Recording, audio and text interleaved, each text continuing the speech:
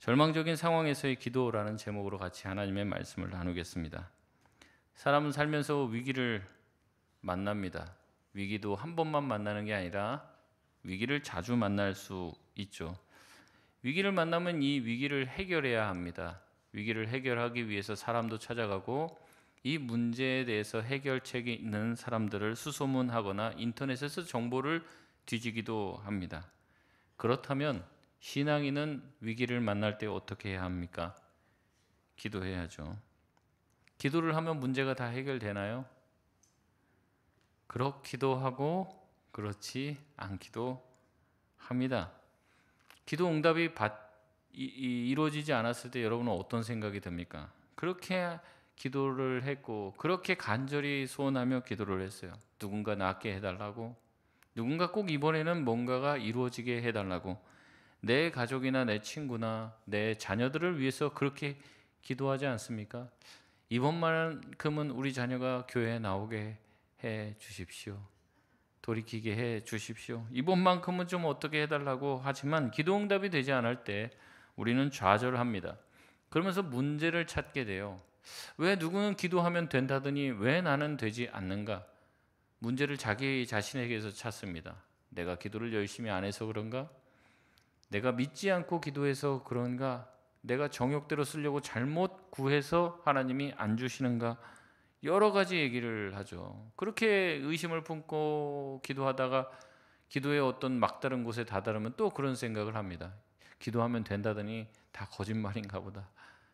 기도 응답이 됐다고 생각하는 거지 진짜 기도 응답이 되는 건 아닌가 봐. 하나님이 계시지 않거나 하나님이 계셔도 내 기도는 안 됐나 봐. 이런 생각들도 하게 됩니다.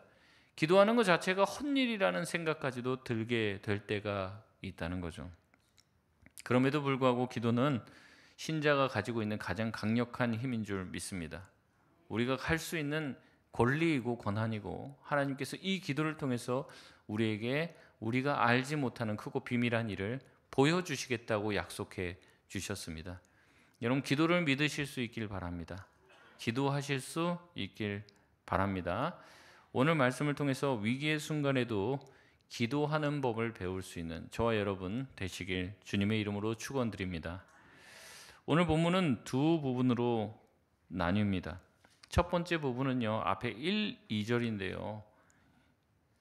이제 사도 야고보의 순교 장면이 등장을 합니다.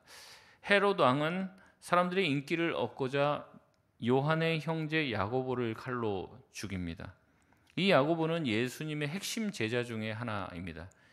뭐 이런 말씀 드리면 좀 그렇지만 예수님도 제자가 12명 있는데 다 예수님 12명 품 안에 들어왔던 건 아닌 것 같아요. 뭐 그중에는 예수님을 배신한 사람도 있었고 또 예수님이 각별히 사랑한 제자가 3명이 따로 있습니다. 예수님이 누군가를 더 사랑했다는 말이 불편하게 느껴질 수도 있지만 실상은 그렇습니다. 예수님 말씀 잘 듣는 3명이 있었어요. 누굽니까? 베드로, 야고보, 요한입니다. 그래서 예수님이 중요한 곳에 갈 때는 꼭 요 셋만 데리고 갑니다. 변화산에 갔을 때도 요 셋만 데려가고 겟세마나에 가서 기도할 때도 그 산 중턱까지는 같이 가요. 근데 여기 가만히 있어라. 니네는 여기서 기도해 하고 베드로, 요한, 야고보만 데리고 더 깊은 곳으로 나아가십니다. 그래서 항상 이 3명은 예수님 아주 지근거리에 있는 측근과도 같은 사람들입니다. 근데 여기서 죽은 야고보가 바로 이 예수님의 측근이었던 세 제자 중에 한 명이었던 야고보라는 거죠. 이 야고보는 측근 중에 측근이었습니다. 예수님과 아주 지근거리에서 예수님의 사역을 도왔던 사람이죠. 이 야고보가 죽게 되었습니다. 헤롯의 칼날에 구원을 받지 못했어요. 야고보의 죽음을 통해서 우리가 알 수 있는 것은 사도들 또한 죽음의 위협에 노출되어 있다는 겁니다. 그 전까지는 죽었던 사람이 순교자가 누가 있었어요? 스데반이 있었죠. 근데 스데반 이후에 예수님의 실제 제자 중에서 제일 먼저 순교한 사람이 바로 이 야고보입니다. 예수님의 제자 또한 무적은 아니죠. 분명히 칼이 다가오면 그 칼에 의해서 목이 잘릴 수도 있는 사람입니다. 이것을 통해서 순교가 바로 예수님의 뒤를 따르는 모든 자들에게 치러야 될 대가처럼 따라오게 되는 것이죠. 이렇게 순교의 피가 흘려진 후에 3절 말씀이 이루어집니다. 우리 3절 말씀 같이 한번 읽겠습니다. 시작. 유대인들이 이 일을 기뻐하는 것을 보고 베드로도 잡으려 할세 때는 무교절 기간이라. 아멘. 헤롯이 야고보를 죽였다고 말씀드렸습니다. 왜 죽이고 싶었는지, 왜 죽이려고 했는지 이유가 드러나는 거죠. 야고보를 죽이니까 누가 좋아해요? 유대인들이 이 일을 보고 기뻐합니다. 그러니까 결국에는 이제 자기가 왕으로서 유대인들의 환심을 사고 싶은 마음에 야고보를 죽입니다. 그렇기 때문에 야고보를 죽이니까 사람들이 너무 좋아해요. 그러니까 그 다음 수순은 누굽니까? 이제 베드로죠. 베드로, 요한, 야고보 이 세 명이잖아요. 야고보를 먼저 죽였어요. 그 다음 수순은 누구예요? 베드로 아니면 요한이죠. 헤롯은 베드로도 잡으려 합니다. 예수님의 각별한 제자인 베드로를 잡아서 죽인다면 야고보를 죽였을 때보다 훨씬 더 많은 환호를 얻을 것이라는 생각으로 이렇게 잡는데 죽일 수가 없었어요. 왜 죽일 수가 없었습니까? 그때가 무교절 명절 기간이었기 때문에 그렇다라고 얘기했습니다.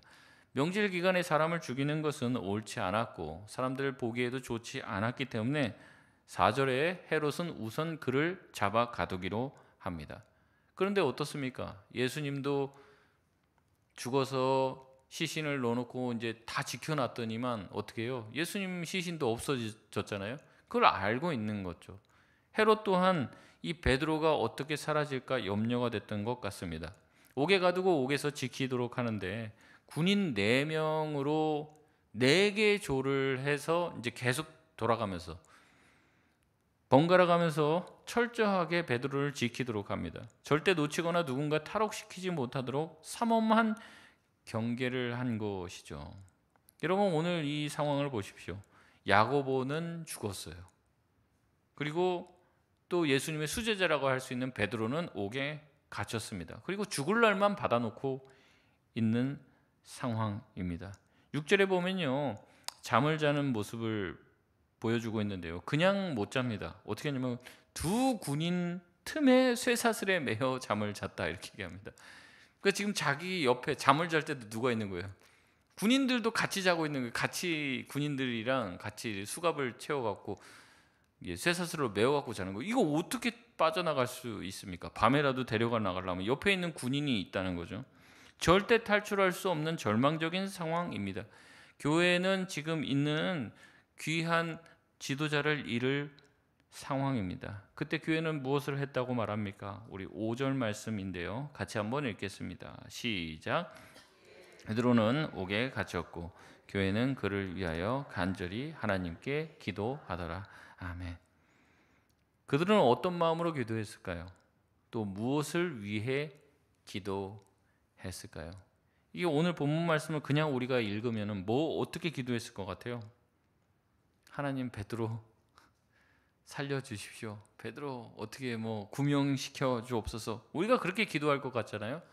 그렇게 할 줄 믿습니다. 그리고 초대교회 성도들은 얼마나 기적을 많이 봤습니까? 하나님이 정말로 그렇게 해주실 거라고 믿고 기도했을 것 같죠. 그리고 이들이 기도한 곳은 뭐예요?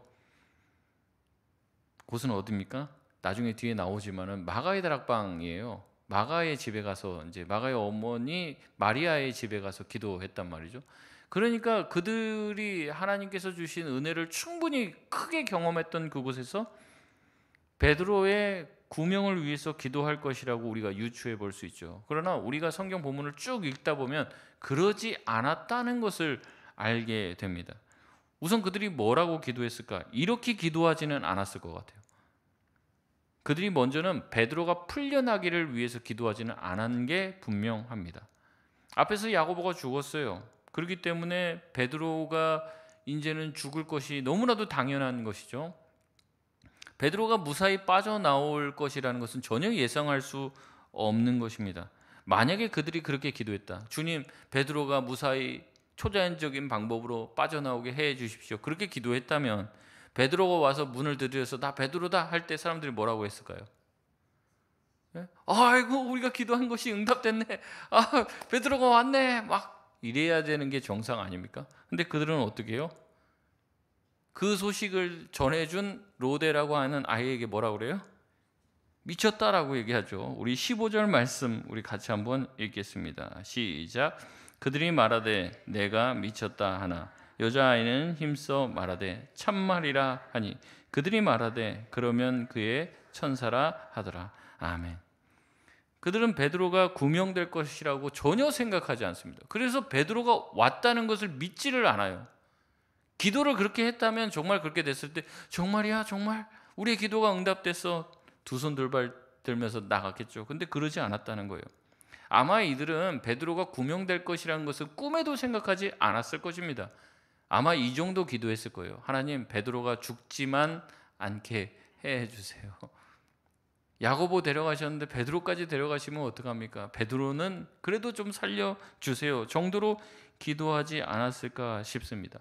심지어 그들은 믿고 기도하지도 않습니다. 기도했으면 정말 그걸 믿어야 되죠. 근데 그렇지도 않았다는 거죠. 베드로가 살아 돌아왔다는 소식을 듣고 그들은 미쳤다고 얘기합니다. 그럴 리가 없다. 베드로가 살아 돌아올 리가 없다는 거죠. 기도하면서 믿었다는 거예요? 믿지 않았다는 거예요? 믿지 않았다는 거죠. 만약 베드로가 왔다는 것이 사실이라면 그건 베드로가 온 게 아니라 누가 왔다는 거예요? 베드로의 천사가 왔을 것이다. 그때 당시에는 이제 수호 천사 개념이 있었습니다. 그래서 진짜 그런 게 아니라 이제 우리 각 사람에게 하나님께서 수호 천사를 다 보내주셔서 그 사람 위에서 그 사람을 돕는다 이렇게 생각을 했던 거예요. 그렇기 때문에 베드로가 온 게 아니라 베드로의 수호 천사가 와서 자기들에게 뭔가 할 얘기가 있어서 그런 거 아니냐 이렇게 생각을 했다는 거죠. 여러분 이 모습을 보면서 참 이 사람들 어리석은 것 같습니까? 지금 베드로가 옥에 갇혔다는 소식을 듣고 모여서 기도하는데 믿고 기도했다는 거예요? 안 믿고 기도했다는 거예요? 안 믿고 기도했어요. 이루어질 것이란 것을 꿈에도 생각하지 않고 기도했습니다.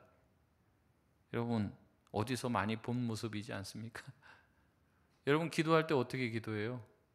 정말 그렇게 될 것이라고 믿고 기도하고 있습니까? 정말 그렇게 될 것이라고? 여러분 우리 기도의 민낯이죠. 우리는 기도합니다. 늘 기도하죠. 자주 기도합니다. 그러나 정작 하나님이 응답하실 것이라는 것은 꿈에도 믿지 않고 기도할 때가 있어요. 형식적으로 기도하죠. 습관적으로 기도하지만 정말로 믿느냐라고 했을 때 반신반의할 때가 많이 있습니다. 그러나 하나님은 어떠한 분이십니까? 우리의 그런 부족한 기도에도 우리의 그런 부족한 믿음에도 응답하시는 분이신 줄 믿습니다. 우리의 기도보다 하나님의 응답은 더욱 큽니다. 하나님은 더 위대하시고 더 대단하신 분이에요. 우리의 어떠함 때문에 기도 응답 되고 안 되고가 아니에요. 제가 여러 번 말씀드립니다. 내가 확실하게 믿으면 되고 뭐 내가 뭐가 불량하고 내가 좀 의심이 있고 그러면 안 되고 그런 법이 아니에요. 기도의 응답의 주권은 누구에게 달려 있습니까? 하나님에게 달려 있습니다. 우리는 기도를 할 뿐이에요. 그 기도가 정말 되느냐 안 되느냐 그것은 전적으로 하나님의 결정권 안에 있다는 거예요. 오늘 기도도 마찬가지지 않습니까? 이 사람들 모여서 기도하는데 베드로가 나올 거라는 것을 꿈에도 생각하지 않아요. 이건 제 말이 아닙니다. 제가 찾아본 모든 주석에 다 그렇게 말하고 있어요. 이들은 기도하면서도 안 믿고 기도하고 있다. 그러면 왜 이 기도가 응답이 되었는가? 하나님의 절대 주권에 의해서 이 기도가 응답이 되었다는 거예요. 여러분 이 기도 응답은요 또 즉시 된 것도 아닙니다. 우리 6절 말씀 같이 한번 읽겠습니다. 시작. 헤롯이 잡아내려고 하는 그 전날 밤에 그 쇠사슬에 매어 누워 자는데 파수꾼들이 문 앞에서 옥을 지키더니. 아멘. 하나님의 응답이 기도하자마자 이루어지면 좋겠죠. 근데 그렇지 않습니다. 베드로의 구명은 6절에 헤롯이 잡아내려고 하는 그 전날 밤 이루어집니다. 그러니까 이제 보통 한 6일 정도 됐다고 보통은 봐요. 이제 베드로가 우선 무교절 명절이 시작되는 그때 이제 잡혔는데 그때부터 잡혔다고 보면은 이제 길면 6일, 뭐 짧으면 한 3일, 4일 정도 되는 것인데 그때 잡혀갖고 이제 6월절 끝나고 나면 이제 죽이려고 하는 거죠. 끌어다 내갖고 이제 죽이려고. 그래서 이제 그렇게 잡혀 있는데 기도하면 뭐 우리가 바로 이루어지고 그러면 너무 좋죠. 근데 기도가 언제 이루어집니까? 사형을 당하기 바로 전날. 헤롯이 잡아내려고 하는 그 전날 밤에 구출이 일어난 것이죠. 사람들이 생각하기에 모든 것이 끝났다고 생각이 되어진 그 순간에 하나님께서 개입하십니다. 우리가 봤을 때는 제일 늦은 시간이죠. 하나님 진작에 처음 기도할 때마다 구출해 주면 안 됩니까? 그렇게 해도 되겠죠. 그러나 하나님은 뜻과 계획이 있으십니다. 하나님은 이러한 신적인 개입을 통해 이 모든 일이 하나님께서 하시는 일임을 우리에게 알려주길 원하셨다는 거죠. 직전 날 내일이면 잡아 죽일 거예요. 내일이면 베드로를 끌어내어서 죽일 거예요. 그러면 그날이 제일 어때요? 경비가 삼엄한 날이죠. 그날이 내일이면. 근데 오늘 도망가 버리면 어때요? 안 되잖아요. 그러니까 죽기 바로, 사형을 집행하기 바로 전날이 경비가 제일 삼엄한 날이에요. 그날 하나님께서 역사하셔서 베드로를 건져 주십니다. 게다가 이 모습 가운데 베드로도 베드로예요. 여러분, 잠이 옵니까? 내일 죽는다는데. 근데 어떻게 해요? 옆에 군인들 둘 끼고 잘 자고 있습니다. 심지어는 안 일어나니까 어때요? 천사가 발로 옆구리를 차요. 옆구리를 치니라고 하는데 손으로 쳤겠습니까? 자고 있는데 발로 툭툭 쳤겠죠.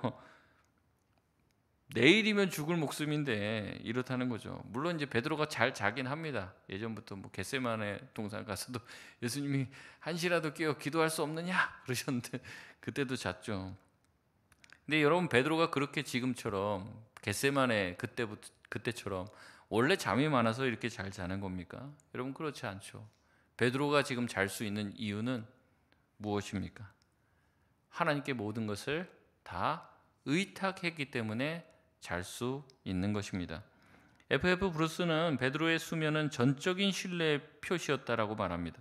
베드로는 자신의 운명이 헤롯의 손이 아니라 하나님의 손에 있음을 알았다라고 말합니다. 베드로는, 우리는 기도할 때 그렇잖아요. 그리고 우리가 살아갈 때 이게 돼야 돼요. 이거 안 되면 하나님 안 살아계셔요. 나 이제부터 삐져서 교회 안 가. 이런단 말이죠. 극단적이에요. 무조건 돼야 된다 생각하는데 베드로는 어때요?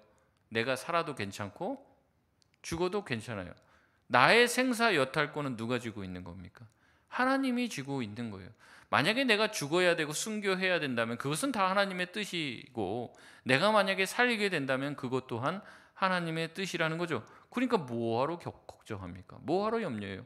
잠을 푹 자는 거죠. 헤롯의 손에 자기의 목숨이 달려있지 않다, 하나님의 손에 달려있다는 것을 믿은 것이죠. 얼마나 푹 잤는지 깨워도 잘 안 일어날 정도로, 심지어 자다가 얼마나 푹 잤는지 푹 자다가 일어나면 비몽사몽해요. 그래서 이게 생신지 꿈인지 이제 분간을 못하죠. 그래서 9절에 보면 베드로가 천사가 가라는 대로 따라가는데 뭐라고 얘기해요? 이게 생신지 환상을 보는지 자기가 분간을 하지 못할 정도로, 물론 이제 그 모든 상황이 너무 비현실적이기 때문에 그럴 수도 있지만 잠을 너무 많이 잤습니다. 완전히 푹 빠진 거죠. 여러분, 이 모습들을 통해서 뭘 보게 됩니까? 하나님을 믿는 사람들의 평안함, 하나님을 신뢰하는 사람들의 평안함, 그리고 하나님께 기도하는 자들은 그들의 기도가 때로는 온전히 믿지 않고 한 기도조차도 하나님은 들으시고 하나님의 계획을 이루어 가신다는 것입니다. 기도하는 사람들도 그 기도의 응답을 믿지 못했어요. 여러분, 지금 펼쳐진 모든 광경은 베드로조차도 이해할 수 없었습니다. 나중에 다 나와서 길거리 한 복판에 와서 깨닫게 되는 거죠. 하나님께서 나를 놓아주시려고 천사를 보내서 여기까지 이끌어 주신 것이구나. 여러분, 인간이 얼마나 베드로를 꺼내지 못하게 수많은 장애물을 만들어 놓았습니까? 베드로를 깊은 오간에 가둬놓고 옆에 쇠사슬과 또 옆에 있는 두 사람의 군인을 옆에서 같이 자게 만들고, 심지어 그 옥문을 나온 후에도 첫째 문과 둘째 문을, 첫째 그 초소와 둘째 초소를 지나서 또 쇠문을 만나게 됩니다. 여러분, 얼마나 많은 사람들이 베드로가 탈옥하지 못하도록 막아놨습니까? 그러나 하나님께서 그 모든 길을 열려고 하시자 모든 사람들이, 인간이 만들어 놓은 장애물들은 전부 다 무력화되게 되는 것이죠. 이것이 바로 하나님의 역사입니다. 베드로는 이런 하나님의 은혜로 말미암아 풀려나고, 그리고 마가 요한의 어머니인 마리아 집으로 가죠. 그런데 그들은 베드로의 풀려남을 믿지 못하고 불신으로 반응합니다.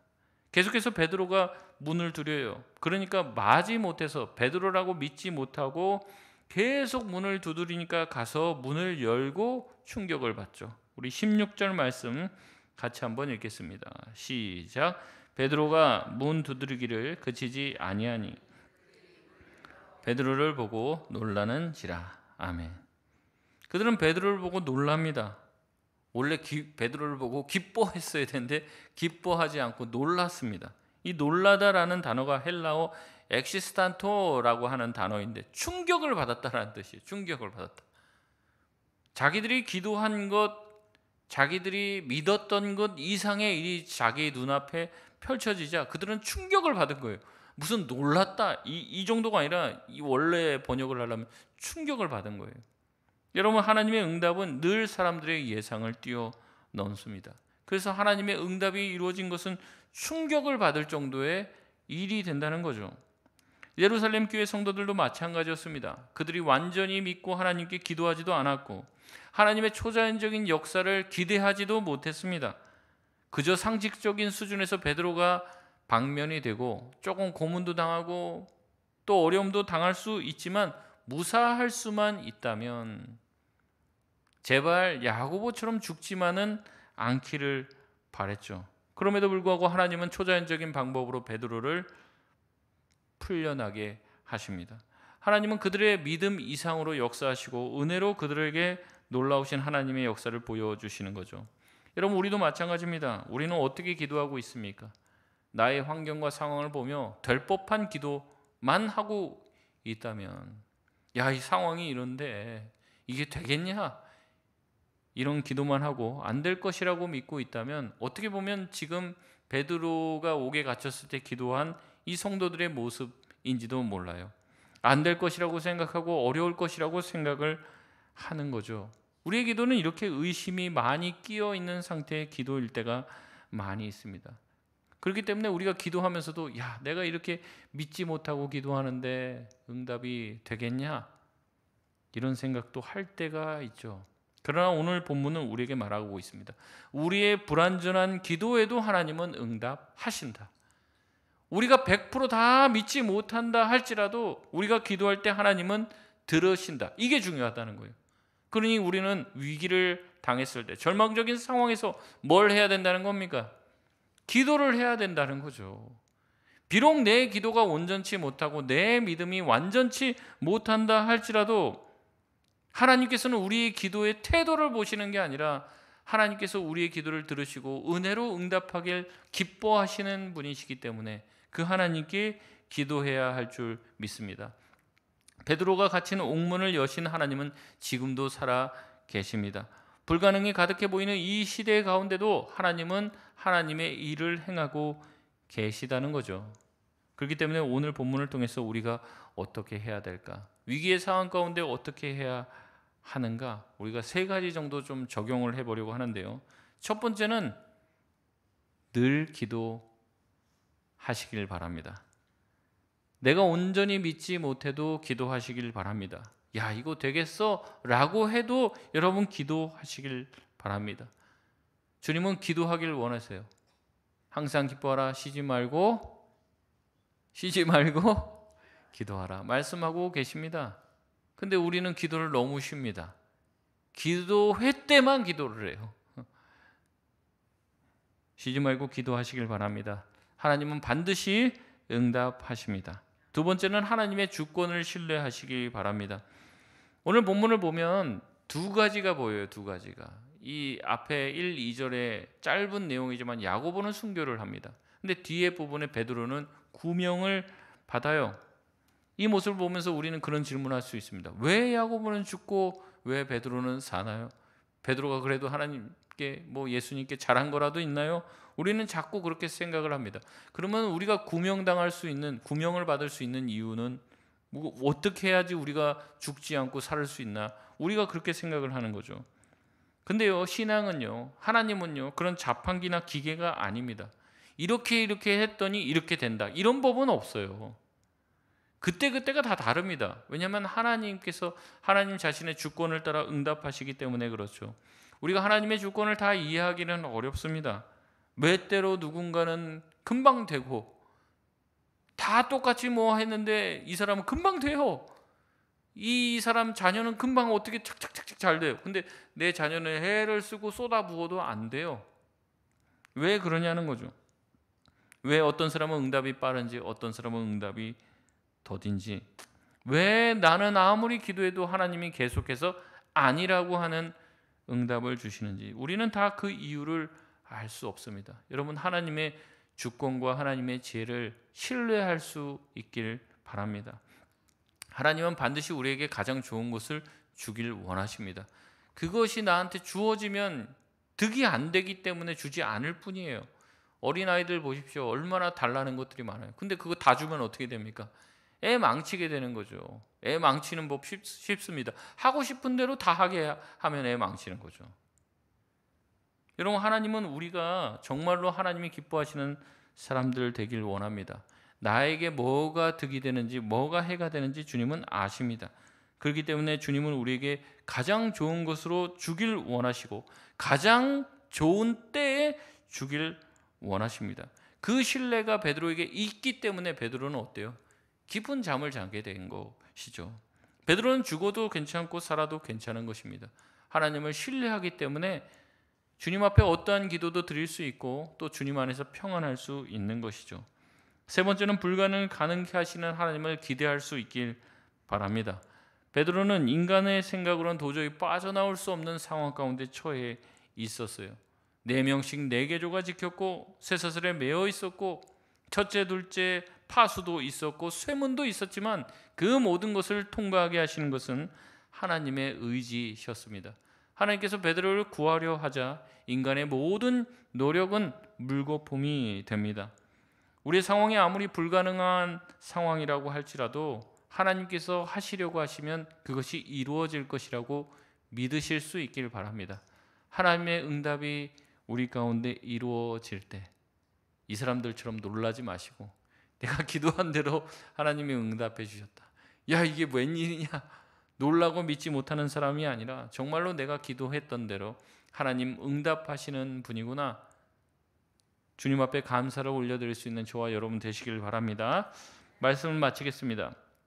내가 직면한 불가능한 감옥은 무엇입니까? 여러분의 마음에 근심 가득하게 해서 우리를 잠 못 들게 하는 그 고민은 무엇입니까?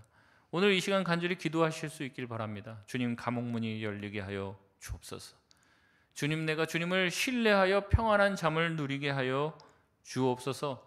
절망의 상황 가운데서도 한숨만 쉬지 않고 기도할 수 있는 자가 되길 바랍니다. 온전한 기도가 아니어도 불완전한 기도에도 괜찮습니다. 하나님을 바라보며 하나님께 구하며 나아갈 때 하나님께서 주시는 역사를 경험하게 될 줄 믿습니다.